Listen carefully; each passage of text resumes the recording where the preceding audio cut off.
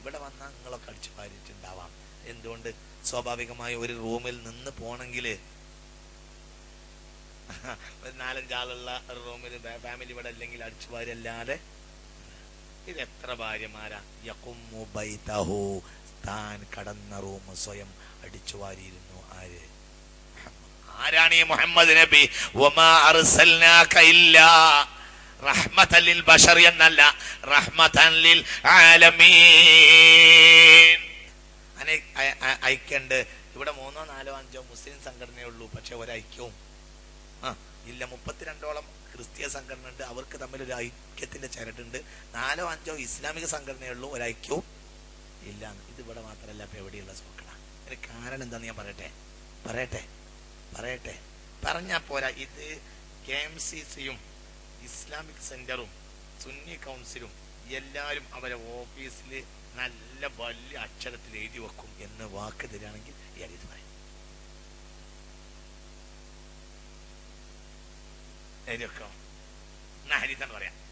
ഹദീസ് പറയാം. എല്ലാവർക്കും അറിയോ ഇത് റഹ്മത്തുള്ളാഹിക്കും ബാധകമാണ്. ഏറ്റവും വലിയ ബാധകം എനിക്ക് തന്നെയാണ്. ഞാനാണ് ഈ ഹദീസിന്റെ ഒന്നാമത്തെ എന്റെ മേൽക്കാണ് ഒന്നാമത്തെ ഈ ഹദീസിന്റെ തിരിയൽ. അള്ളാഹു ഇനി നിങ്ങളെയൊക്കെ നന്നാക്കട്ടെ. പറയണം എവിടെ നമ്മളെ വിഷയം എന്നറിയോ?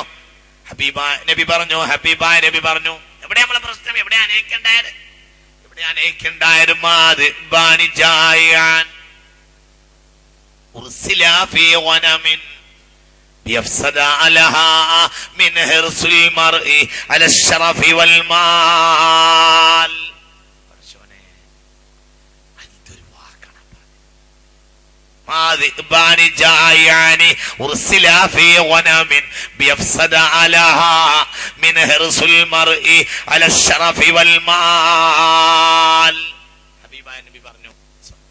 കേട്ടോളൂ ഭയങ്കര കേട്ടോളൂ.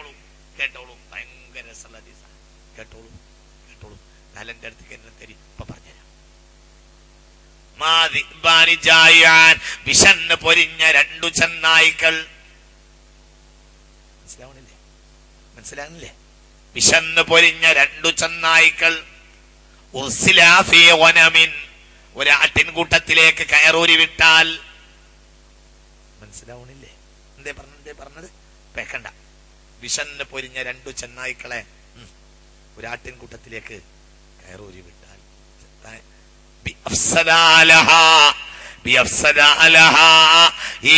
ഈ ചെന്നായ്ക്കൾ ആട്ടിൻകൂട്ടത്തിന് കേടുവരുത്തുകയില്ല.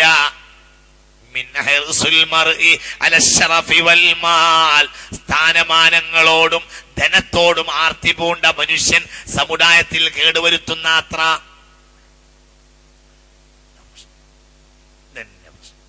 പ്രശ്നം കഴിഞ്ഞു. പ്രശ്നം തന്നെ. മനസ്സിലാവുന്നുണ്ടാ? ഒന്നുകൂടി ഞാനിത് പറയാം. എന്തൊരു വാക്കാണ് പറഞ്ഞത്. എന്റെ പടം പറഞ്ഞത്.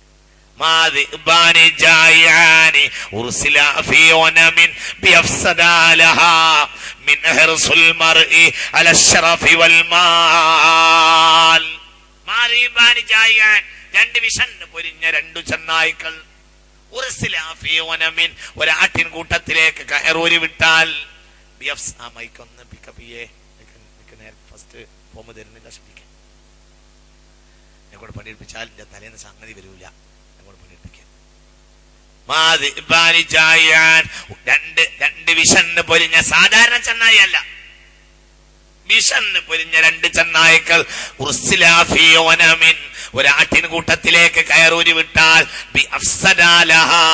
ഈ ചെന്നായ്ക്കൾ ആട്ടിൻകൂട്ടത്തിന് കേടുവരുത്തുകയില്ല. സ്ഥാനമാനങ്ങളോടും ധനത്തോടും ആർത്തി പൂണ്ട മനുഷ്യൻ സമുദായത്തിൽ കേടുവരുത്തുന്ന അത്ര. നമുക്ക് ഓരോരുത്തർക്കും 2 ആർത്തി കൂടി. 1 സ്ഥാനത്തോടും 2 പണത്തോടും. നമ്മളെ കാത്തിരക്ഷിക്കട്ടെ. വീണ്ടും ഞങ്ങളെ കൈകളിൽ നിന്നും ഖുർആൻ തിരുവേദം ഖുർആൻ അങ്ങനെ കയ്യിൽ നിന്ന് വീണ് പോയിരിക്കുന്നു. മനുഷ്യന്മാരെ എല്ലാ കിതാബും പഠിച്ചു, എല്ലാ കിതാബിന്റെ ലൈബ്രറി ഉണ്ടാക്കി, പക്ഷേ അലിഫിന്റെ അർത്ഥം അറിയില്ല. അലിഫിന്റെ അർത്ഥം പറയട്ടെ.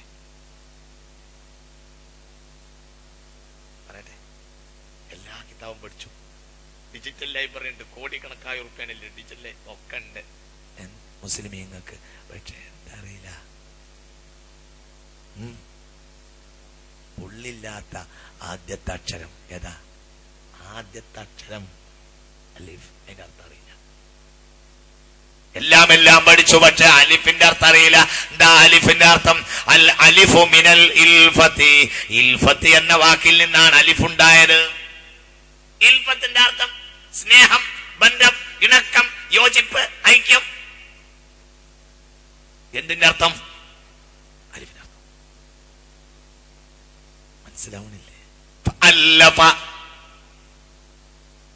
വഅതസിമു ബിഹബിലില്ലാഹി ജമിഅൻ വലാ തഫറഖ്. നിങ്ങൾ ഇത് ഖൽബ് കൊണ്ട് കേൾക്കി, ഇത് ഹൃദയം കൊണ്ട് കേൾക്കി. വഅതസിമു ബിഹബിലില്ലാഹി ജമിഅൻ വലാ തഫറഖു വദ്കുറൂ നിഅമതല്ലാഹി അലൈക്കും ഇദ് കുൻതും അഅദാം ഫഅല്ലഫ ബൈന ഖുലൂബിക്കും. ഖുർആൻ നിങ്ങൾക്കിടയിൽ അലിഫ് ഉണ്ടാക്കി. മനസ്സിലായില്ല? എന്ത് അലിഫ്? ഇൽഫത്ത് എന്ന വാക്ക് സ്നേഹം, ബന്ധം, ഐക്യം, യോജിപ്പ്. ഇന്ന് നമുക്ക് എല്ലാ വിവരമുണ്ട്, പക്ഷെ ഏത് വിവരമില്ല? നിങ്ങൾ പറയും മനുഷ്യന്മാരെ അലിഫിന്റെ വെറുതെ എന്നാണ് തോന്നുന്നത്. എന്റെ അറബി ഭാഷയിലെ ആദ്യത്തെ അക്ഷരം അലിഫായത്. അറബി ചെറിയ ഭാഷയാണോ? അറബി നിങ്ങൾ പഠിക്കൂ. ഫഇന്നഹാ ലുഗതി വലുഗതുൽ ഖുർആനി വലുഗതു അഹ്ലിൽ ജന്ന. അറബി എന്റെ ഭാഷയാണ്, അറബി ഖുർആന്റെ ഭാഷയാണ്, അറബി സ്വർഗ്ഗക്കാരുടെ ഭാഷയാണ് എന്ന് പുണ്യനബി നമുക്ക് ബോധം തരട്ടെ. സ്നേഹബന്ധമില്ല, ഐക്യമില്ല, യോജിപ്പില്ല. മുഅ്മിനീങ്ങളെ ഹബീബായ നബി പറഞ്ഞില്ലേ സല്ലല്ലാഹു അലൈഹി വസല്ലം. ഞാനൊരു ഹദീസ് പറഞ്ഞുതരാം. പൊന്നു മുസ്ലിമീങ്ങളെ നിങ്ങൾ മറക്കരുത്. പൊന്നു മുസ്ലിമീങ്ങളെ, കുവൈത്തിലെ പൊന്നു മുസ്ലിമീങ്ങളെ, റഹ്മത്തുള്ള വന്നിട്ട് എന്തെങ്കിലും ഒരു ലാഭം ഉണ്ടാവട്ടെ. മുസ്ലിമീങ്ങളെ, റഹ്മത്തുള്ളാന്റെ തലയിലുള്ള ഒരു ഹദീസ് പറഞ്ഞുതരാൻ പോവുകയാണ്. മുസ്ലിമീങ്ങളെ, പടച്ചോനെ പേടിക്കണം മുസ്ലിമീങ്ങളെ, അള്ള വേണമെന്ന് ആഗ്രഹിക്കണം മുസ്ലിമീങ്ങളെ, മരിച്ചു പോകണമെന്ന് ചിന്തല്ല മുസ്ലിമീങ്ങളെ. ഇതുകൊണ്ടൊന്നും രക്ഷപ്പെടില്ല. قل متاع الدنيا قليل قل متاع الدنيا قليل.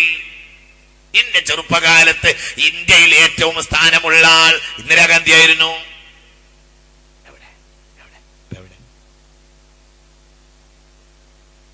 ഇന്ദിരാഗാന്ധിന്റെ സാരി ഞാൻ പലവട്ടം പോയി കണ്ടിട്ടുണ്ട്.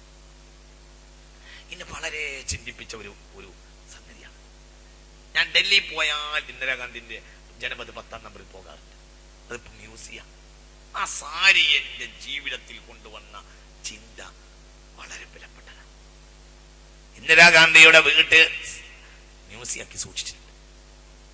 ഒരു സാരി ഇങ്ങനെ ഒരു പെണ്ണ് ഉടുത്തൊരിഞ്ഞ് നിൽക്കുന്ന രൂപത്തിൽ ഇങ്ങനെ വെച്ചിട്ടുണ്ട്. സാരിയിലെ വെടിയുണ്ട കൊണ്ട ഭാഗങ്ങളിലൊക്കെ തോള അങ്ങനെ വെച്ചിട്ടുണ്ട്. അങ്ങനെ അടയാളപ്പെടുത്തി. മനസ്സിലാവണില്ലേ?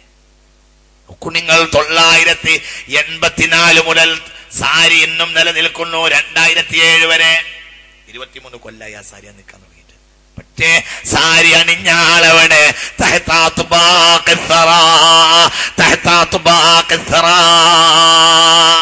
ഇതൊക്കെ നേടിയിട്ട് എന്താ മനുഷ്യന്മാരെ കാര്യം?